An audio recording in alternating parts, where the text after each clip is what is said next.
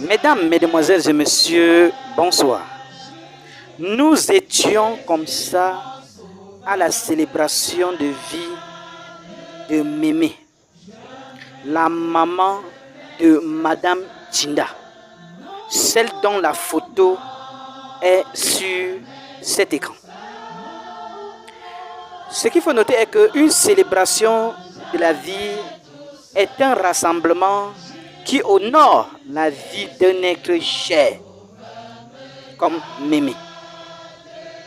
Elle rend hommage à la vie et à l'esprit du défunt et les glorifie. Une célébration de la vie est aussi unique que la vie de la personne. Par ailleurs, on peut aussi dire qu'une célébration de vie est un hommage à la vie entière d'une personne, pas seulement à son décès. Par conséquent, il a une histoire à raconter, une histoire qui, nous l'espérons, fera vivre des moments de foi aux invités,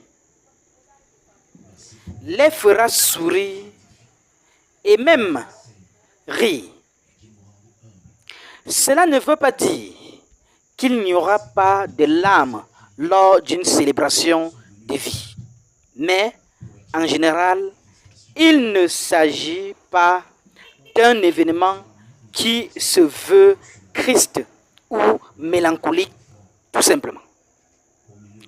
Je vais vous laisser le temps de suivre cette célébration de vie de Mémé, la maman de Madame Tinda, notre collègue au collège laïque Les Pharaons. Elle est directrice des études, chargée des affaires littéraires. Une dame très pointue dans son travail. Toujours comme sa maman, elle aussi, selon le témoignage que j'ai recueilli en ce jour de célébration de vie, les deux se ressemblent. Une vie de prière, une vie à Dieu. Je pense que je vais vous laisser regarder, puisque nous étions là avec nos collègues depuis 17h. Nous sommes réunis à Maïtu, Mimboman, pour se diriger en ce lieu et accompagner Mémé. Tout s'est très bien passé en cette soirée-là, puisque tous les collègues étaient présents. Nous avons passé une très belle soirée avec une très bonne liturgie, un bon enseignement, autant pour moi, par un ministre, autant pour moi, de la Bible, et un docteur également de la Bible, docteur de loi, comme on dit dans la Bible. En fait, tout s'est très bien passé en cette soirée. Nous avons accompagné Mémé, la maman de nos collègues. Et ici, elle a aussi témoigné.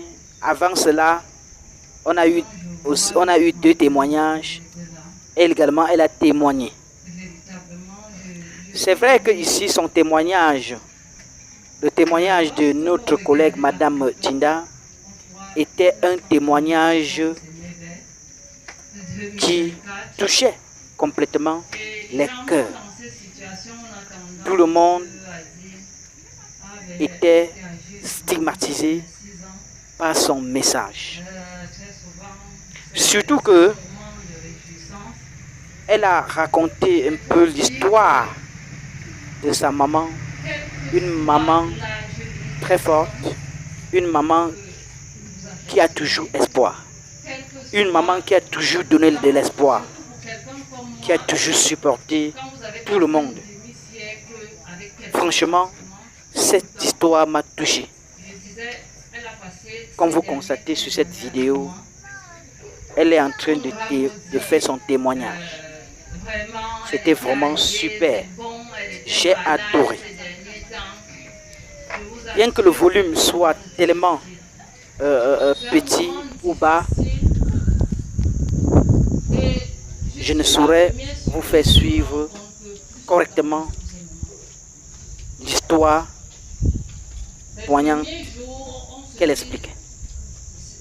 Sinon que c'était vraiment merveilleux, tout s'est très bien passé. Cette célébration de vie de Mémé, comme on l'appelait si bien, était tellement mouvementé.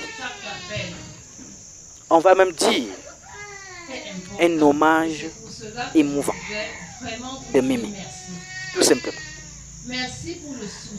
Nous continuons comme ça la soirée avec, comme vous constatez ici, avec un accueil, un très bon accueil, et tout le monde s'est senti dans sa peau.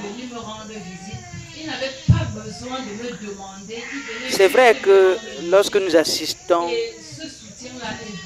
à une cérémonie, que ce soit de funérailles ou de célébration de vie, puisque c'est deux choses différentes. C'est vrai que quand nous assistons, chacun pense soit à son corps lui-même, soit aux personnes que nous avons déjà perdues, aux personnes chères que nous avons perdues. Donc, chacun se retrouvait tout simplement dans cette histoire, dans cette célébration de vie de Mémé. Je vous laisse suivre la suite et on se reprend tout à l'heure. Tu pouvais faire un an sans venir la voir. Le jour où tu viens, ou le jour où on parle de toi, elle va trouver une raison valable pour laquelle tu n'es pas venu. J'ai vécu avec quelqu'un, j'étais souvent étonnée et j'ai compris que en fait, dans son cœur, il n'y avait pas de la place pour autre chose que pour l'amour. Elle justifiait tout le monde. Mais tu sais, ton frère, il est très occupé. J'ai dit, ah oui, moi je suis pas occupée, c'est bon. Mais c'était comme ça. Donc pour moi, c'est pour cela que je disais, je suis à son école. Pour moi, c'était un modèle d'amour. L'amour qui ne soupçonne pas le mal, l'amour qui justifie tout. Maman, pour moi, c'était un modèle de foi. Je parle souvent de le genre de foi qui ne fait pas de bruit. Mais quand tu peux travailler avec elle, tu te rends compte qu'elle c'est quelqu'un qui est assise sur le roc. Elle a été malade, mais jamais, elle n'a jamais dit pourquoi. Non. Non. Elle faisait confiance à Dieu. Elle est morte samedi à 6 heures. Dans la nuit de vendredi à samedi, jeudi à vendredi, j'avais rêvé, elle était totalement guérie. Je crois que tu me montrais qu'elle partait. Et vendredi à 15 heures, quand on était en train de prier, je lui dis, j'ai rêvé cette nuit, tu es totalement guérie.